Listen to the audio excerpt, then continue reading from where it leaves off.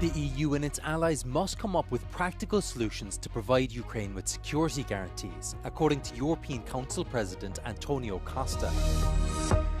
1,200 tons of food supplies for Gaza arrived in Israel from Cyprus in a renewed effort to alleviate the worsening humanitarian crisis in the Strip. Spain's Prime Minister Pedro Sanchez will declare a disaster zone in all areas affected by the deadly wildfires as southern Europe continues to reel from the heat wave. The EU and its allies must come up with practical solutions to provide Ukraine with security guarantees, according to European Council President Antonio Costa. Costa spoke at a virtual briefing with the coalition of the willing leaders, including Commission Chief Ursula von der Leyen, following a Washington summit.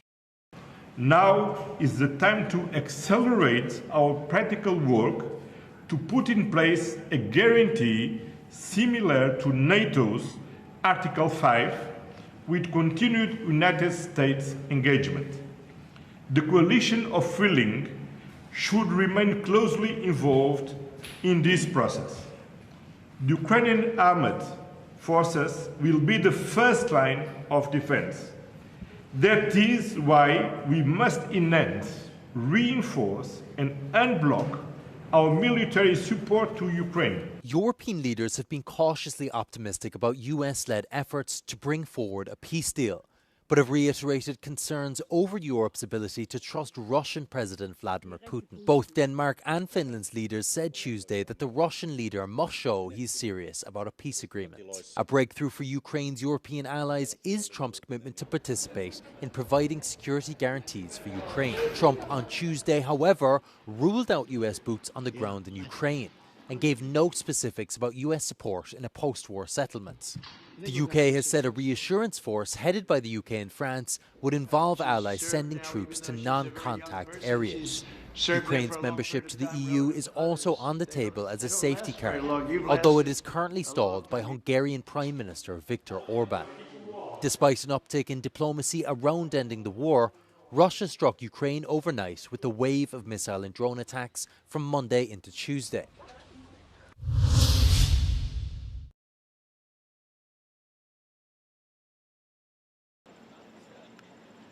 When Ukrainian President Vladimir Zilinski met with US President Donald Trump in the Oval Office in February, his wartime attire became a flashpoint in a disastrous session.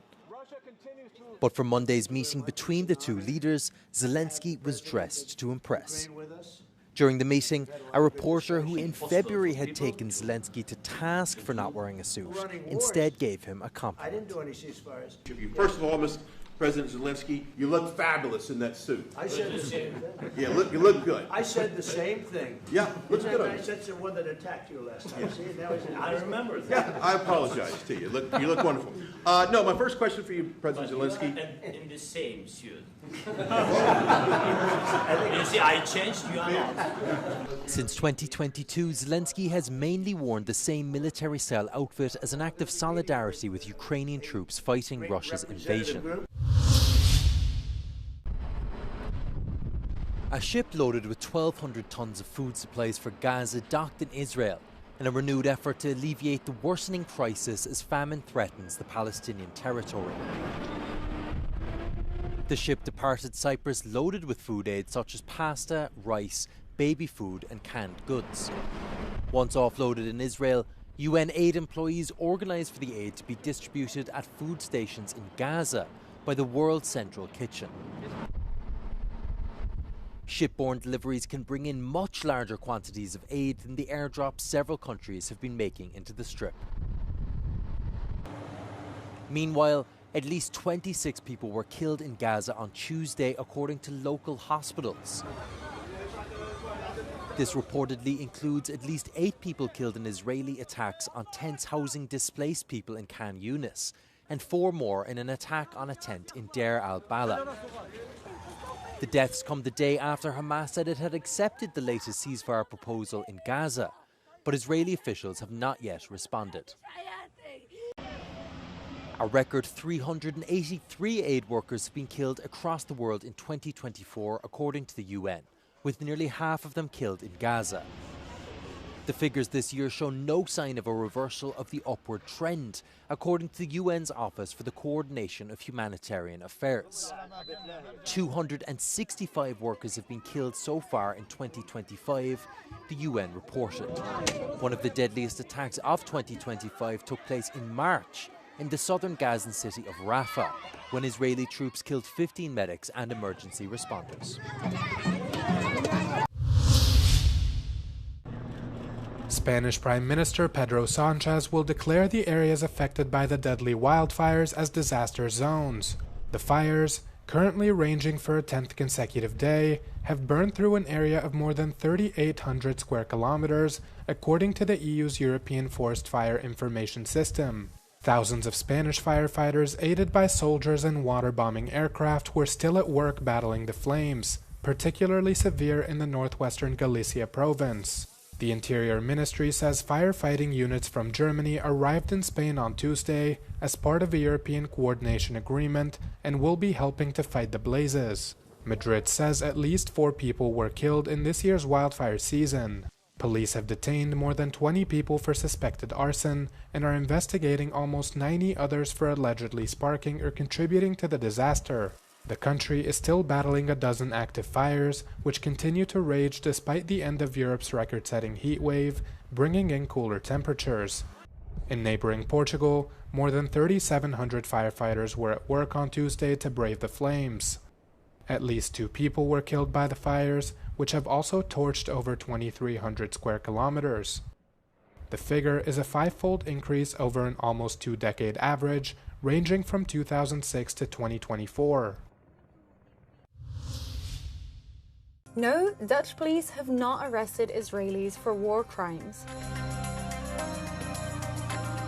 Photos shared on social media allege that Israeli military personnel have been arrested by Dutch police in the Netherlands on charges related to war crimes. One image shows a police officer holding a woman by the arm. Captions shared alongside the photo states Dutch police hold in Israeli officer Yukal Yulita while she vacationed in Europe. User states she was accused of war crimes in Rafah. Another photo claims to show Dutch police arresting Israeli Major General Shitan Shaul, commander of the Armored Corps, reportedly on the same charges. However, in both cases, the pictures show the arrest of other people and in other countries. The image of the woman being arrested in fact dates back to August 2016. A reverse image search found the image was shared by British tabloid The Daily Mail in an article on partygoers being arrested by police in Newcastle. Meanwhile, a reverse image search of the second picture shows it dates to September 2022 and illustrates the arrest of an Irish gangster known as Johnny Cash during a raid in Spain. The Dutch Public Prosecution Service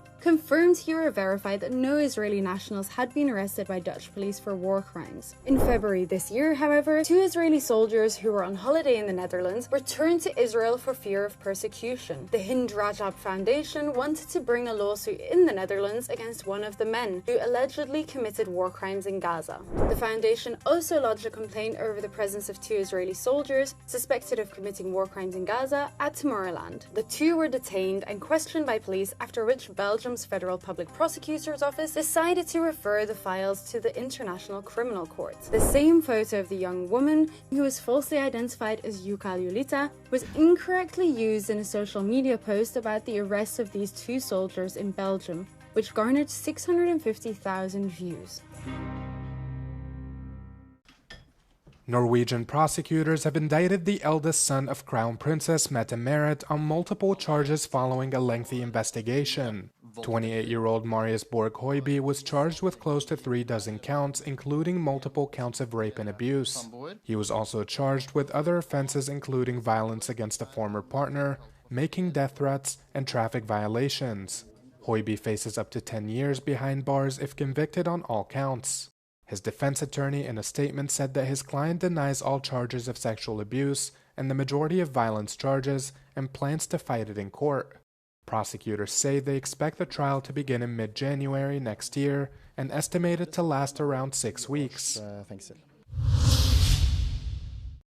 Italy's Ventina glacier has now melted so much due to climate change to the point where geologists can only continue measuring it remotely. The Lombardy Glaciological Service says it will now use drone imagery to measure the annual retreat of the glacier and keep track of its ongoing shrinkage. Geologists, who've been measuring the glacier on site for the past 130 years, say it's far too dangerous for future in-person visits.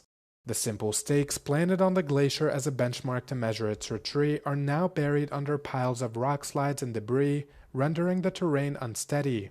The glacier has been in steady retreat since geologists first began measuring it in 1895. Experts say melting has accelerated on the Italian iceberg in recent years, having lost about 430 meters in the last decade alone, with nearly half of that since 2021. Italy's glaciers, primarily found in the country's north along the Alps and Dolomites, have been steadily receding due to inadequate snowfall in the winter and record-setting hot summers. The Lombardy service says the Alps represent a climate hotspot, recording double the global average of temperature increases since pre-industrial times, resulting in a loss of 64% of alpine glacier volume.